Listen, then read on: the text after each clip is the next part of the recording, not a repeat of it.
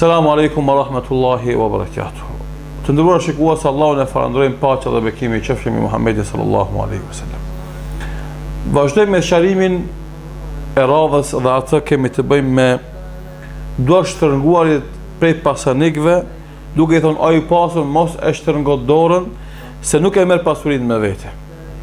Dhe kjo është e vërteta absolute që përveç argumenteve fetare e dëshmojnë edhe argumentet konkrete praktike në jetë. Sa e sa njerëz të pasur i kemi përcjell deri te varrezët dhe ata me veti në qefirin e tyre s'kan marr asnjë dinar, e jo më shumë se dinari.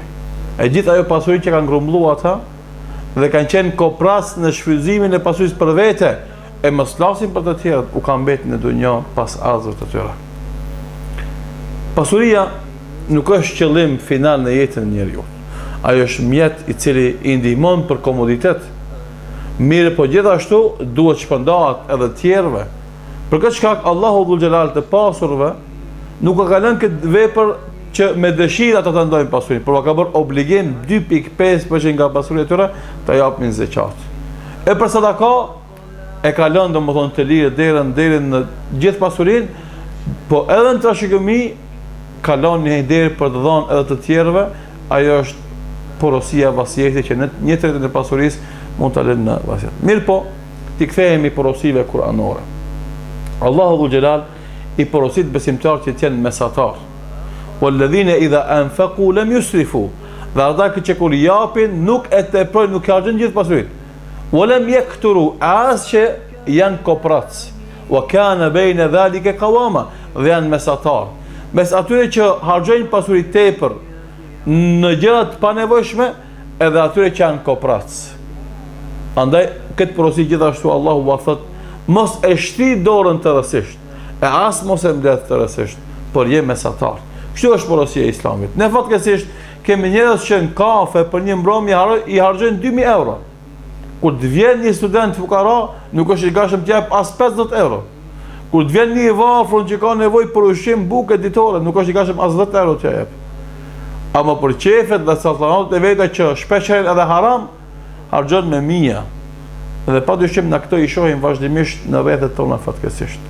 Andaj o i nderuar i pasonik musliman, dije se atë që ti e jep, Allahu ta kompenzon. Dhe këtë e tregon Allahu në Kur'an në shumë ajete kuranore dhe pejgamberi sallallahu alaihi wasallam. Thot Allahu dhul xhelal në Kur'an: "Men yuqridillaha qardan hasanan fayudha'if lahu adha'afan katira." A ka kush i jep Allahu të borxh, që Allahu pasat t'ja kthen borxhin shumë fish më shumë. Allahu nuk ka nevojë për borxh, sepse tërë toka dhe çka ka në te, gjithësia dhe çka ka në te është Allahut, pronë e tij. Mirë po thjesht Allahu e motivon njeriu që duke i dhënë borxh fukaras, nevojtarit, ai është sikur të jep borxh Allahut dhe Allahu pastaj në emër të nevojtarit dhe fukaras ja kthen shumë fish. Ose thot pejgamberi sallallahu alaihi wasallam: "Ma naqasa malun min sadaqa", nuk paksohet pasuria pse jep sadaka. Përkundazi, nëse ti jep, Allahu ta kthen shumë fish. Pejgamberi sallallahu alaihi wasallam tregon se Allahu thot: "Anfiq unfiq alejk", jep se unë do të jap ty. Dhe tregon pejgamberi sallallahu alaihi wasallam se çdo ditë në mëngjes 2 melaçe vinte njeriu dhe bëjnë lutje dhe dua, a lutja e melaçeve nuk refuzohet, duke thonë Allahumma a'tihi munfaqan khalafa, njerit dhe tjetrit Allahumma a'tihi mumsikan talafa. O Allah, jepi këtij njeriu se ai ka për dhënë dhe kompenzoj atë që jep, dhe tjetri kanë thonë Allah, këtij mos jep se ki atë që ka nuk e jep të tjerëve. Ande mos u bën dorë shtrënguar, po bën në gjymert bujar, ashtu siç ka pejgamberi sallallahu alaihi wasallam, siç e përshkruan Abdullah ibn Abbas, kana ajwadun nas, ishte njeriu më bujar, më fisniku, wa kana ajwadu ma yakunu fi Ramadan, dhe më bujar ishte në Ramazan kur takohej me Xhibrilin, atëherë ishte edhe më bujar se era që bën planimin e pemëve dhe bereqeteve. Andaj jemi të kujdesshëm për farefisjen e fukara, jemi të kujdesshëm për fukarat e lagjës dhe vendit ku jetojmë na, për studentët, të ndihmojmë atyre në shkollimin e tyre, që nesër të ndihmojmë në krijimin e kuadrove të nevojshme, të ndihmojmë në ndërtimin e xhamijave, në ndërtimin e shkollave, të ndihmojmë domosdoshmë studentët, të ndihmojmë të gjithë ata që punojnë për të ngritur fjalën e Allahut dhul xhelal, për të botur libra, për të bërë internet, për të bërë CD-ja, për të bërë shumë gjëra.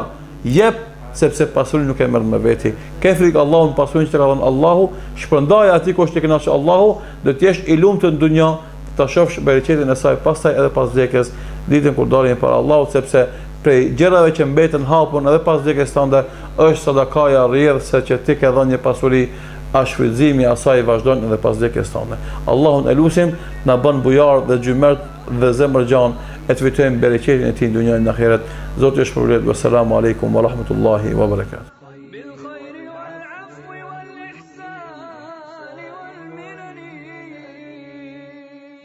ليس